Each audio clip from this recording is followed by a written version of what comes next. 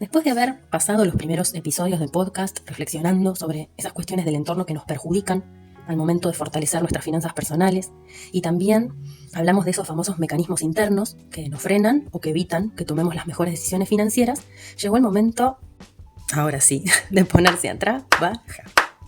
Así que hoy empezamos un nuevo bloque donde vamos a ir conversando acerca de las distintas formas que puede tomar tu ingreso. Vamos a pensar juntas cómo optimizarlo, si esto es posible, y vamos a empezar a trabajar en tu planilla de presupuesto. Si no tenés un modelo, me lo podés pedir por mensaje privado, dejándome tu correo electrónico o en algún comentario. Yo te la voy a enviar para que puedas completar tu presupuesto, que insisto, es el insumo básico para cualquier persona que quiera mejorar sus finanzas personales. En relación a nuestros ingresos, hay un número que nos gusta mirar cuando pensamos en cuánto ganamos. Y hay un número que no es ese, que es el que realmente ganamos. En el medio de estas dos cifras vive casi todo lo que no entendemos de nuestra propia plata. Y esto pasa casi siempre, sin importar si cobras un sueldo, si facturas honorarios o si tenés un emprendimiento. Hoy vamos a hablar de esto, de lo que yo gano, cuánto es mío en serio. Y para eso quiero que pensemos en 3 formas posibles de ganar dinero. Primera forma, relación de dependencia. La primera forma que tiene la gente de ganar dinero puede ser siendo empleada en relación de dependencia. Y acá se abren 2 cuestiones. La que está en relación de dependencia en la informalidad, es decir, sin declarar, va a recibir un dinero a fin de mes. Ese va a ser su sueldo. Lamentablemente, subsistir en un esquema no registrado nos obliga a buscar, por otro lado, las coberturas que nos tendría que dar nuestra relación laboral. En lo posible, hacer alguna especie de aporte jubilatorio y, muy importante, tener una cobertura de salud. Nos gusta pensar que el sueldo es lo que cobramos a fin de mes, pero en realidad hay 2 conceptos que tendría que cubrir nuestra relación laboral y que lamentablemente tenemos que salir a cubrir nosotras. Y créeme que te entiendo porque yo estuve ahí mismo durante muchos años. Por otro lado están los empleados o empleadas en relación de dependencia formalmente registradas que cobran un sueldo neto luego de que su empleador les haga los descuentos necesarios y obligatorios para cubrir esto que veníamos hablando, aporte jubilatorio y cobertura de obra social, entre otros conceptos. Uno pensaría que con esto ya alcanza para distinguir perfectamente entre sueldo bruto y sueldo neto, pero nos estamos olvidando de algo. Si vivís en Argentina, ciertos empleados sufren lo que se llama una retención por el llamado impuesto a las ganancias. Esto va a pasar, y estamos hablando de agosto 2026, para sueldos que, hablando en líneas generales, porque hay casos y casos, podemos decir que superando los 3 millones de pesos mensuales vas a estar sujeta a la retención de impuesto a las ganancias.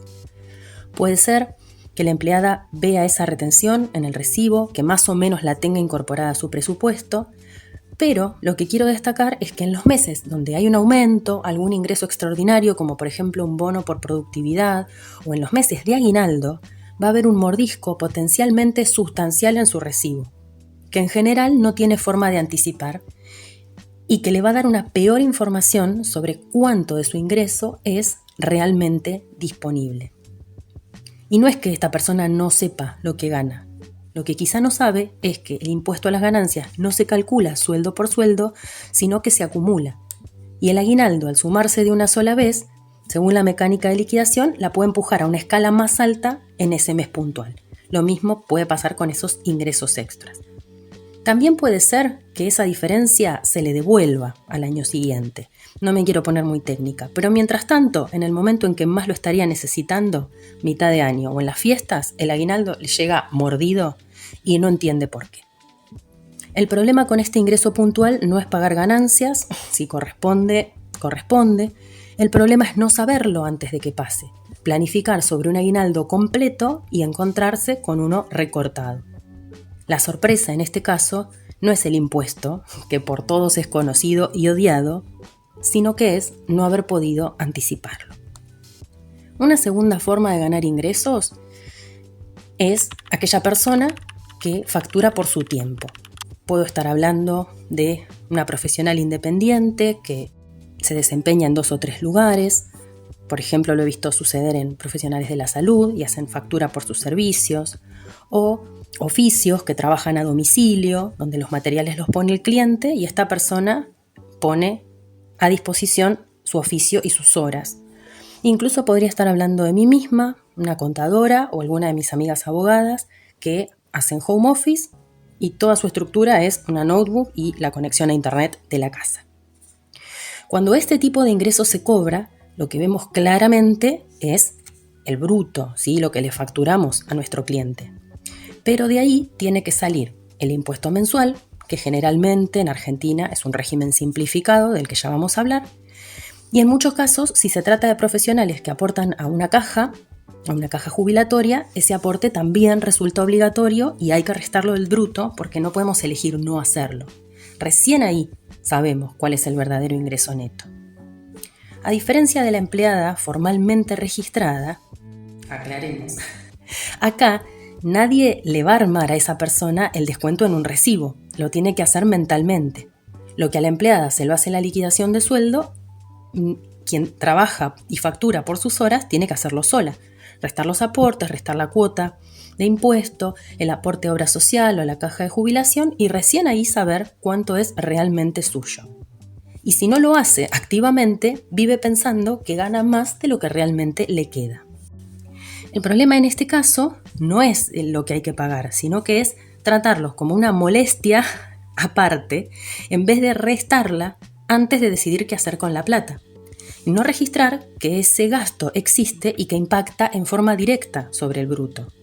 Si no lo resta primero, después el ajuste se lo puede estar haciendo la tarjeta de crédito, cuando por ejemplo no la llega a pagar y tiene que pagar intereses por cancelar la tarjeta fuera de término.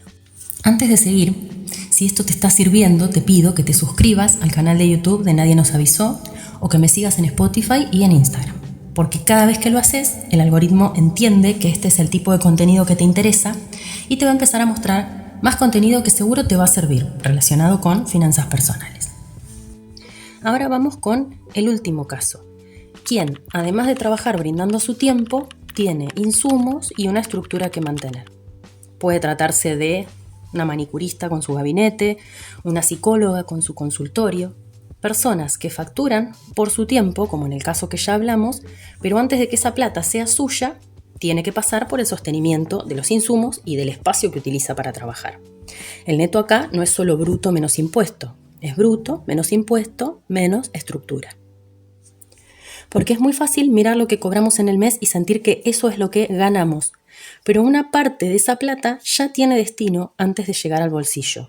Puede ser en este caso reponer esmaltes, pagar el alquiler del consultorio.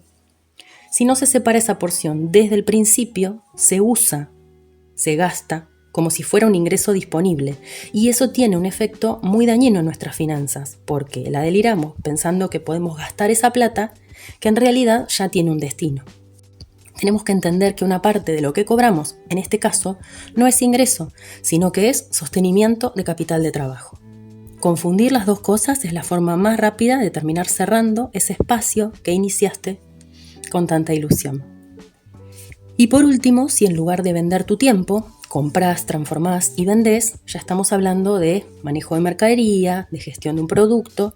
El cálculo se pone un poco más denso porque ahí no hablamos solo de costos, sino de margen. Pero eso se lo vamos a dedicar a un episodio completo más adelante. Y antes de efectivamente arremangarnos y empezar a sacar números, necesito como contadora hacer un disclaimer y un pequeño llamado a la formalidad. Hace unos minutos hablé de los impuestos de quienes facturan. Y estas personas, en general, son monotributistas.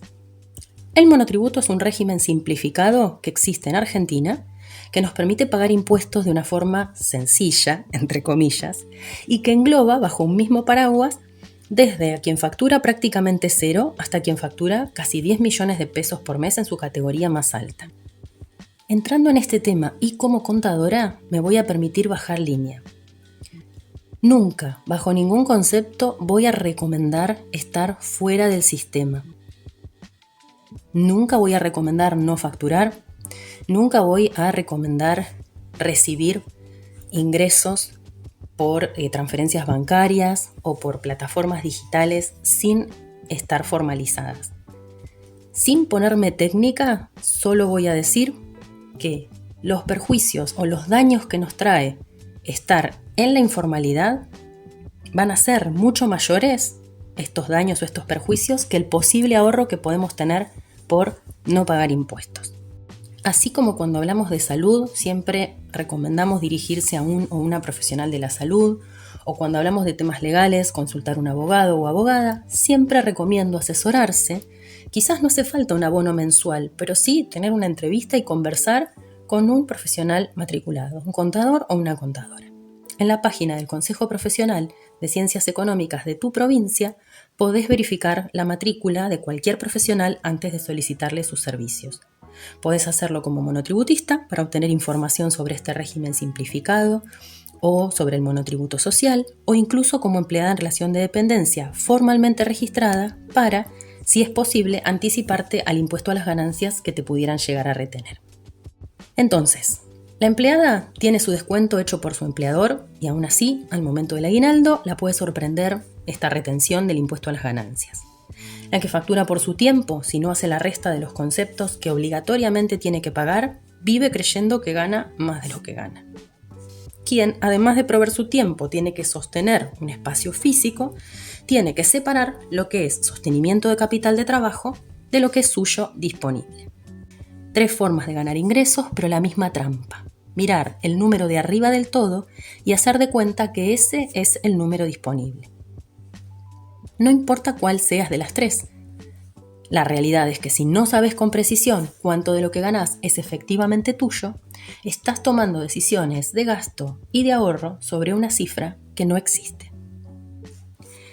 Si querés empezar este camino de orden de tus finanzas viendo dónde estás parada, tómate un segundo y pensá, sin ir a mirar ningún archivo o documento que tengas guardado, promediando los últimos 6 meses de tus ingresos, ¿cuánto de lo que cobraste fue realmente tuyo y disponible? Esta semana te propongo que arranquemos formalmente a armar nuestro presupuesto. Para esto vas a necesitar alimentarlo con información. Y esta información puedes ir anotándola en un cuaderno, en una libretita, en tu celu, en algún chat que tengas con vos misma, en algún archivo en tu compu, donde sea. Después, toda esa información la vamos a ir pasando a un archivo en Excel con fórmulas que está preparado para recibir estos datos. Y este camino empieza con un solo número, tu ingreso neto real, promedio de los últimos 6 o 12 meses. Y dije, ingreso neto, no bruto, que es el que mejor nos cae. Ese número es el que realmente es tuyo, después de impuestos, obra social o costos según tu caso. Esa es la primera línea. Te va a dar información valiosa y la vamos a calcular en una hojita auxiliar, no todavía en el cuerpo del presupuesto. Porque el presupuesto es algo que se trabaja mensualmente, pero como les digo, necesita antes reunir cierta información. En este caso, y para empezar, necesitamos saber cuál sería, en tu caso, un ingreso mensual promedio disponible estándar. Más adelante vamos a hablar de qué podemos hacer para incrementar ese ingreso, pero el número que hoy nos sirve y que hoy nos baja a la realidad es este que te propongo calcular. Todo lo que vamos a construir en los próximos episodios, gastos y ahorro, se apoya sobre esta cifra. Si está mal desde acá, todo lo demás se arma mal. Si querés la planilla de presupuesto, podés escribirme a nadienosavisó.ar@gmail.com y te la paso. Otra cosa que te recomiendo es empezar este camino apoyándote en alguien que esté en la misma situación que vos. Sería lo ideal porque es muy difícil ser la única que en su propio entorno está intentando mejorar sus finanzas personales. Podés trabajarlo con tu pareja, con tu hermana, con tu prima, con tu compañera de trabajo o con tu socia. Te invito a que les compartas este episodio como una invitación a armar este presupuesto personal para empezar juntas este camino de mejora de las finanzas personales, para que luego ya no podamos decir que nadie nos avisó. Hasta la semana próxima.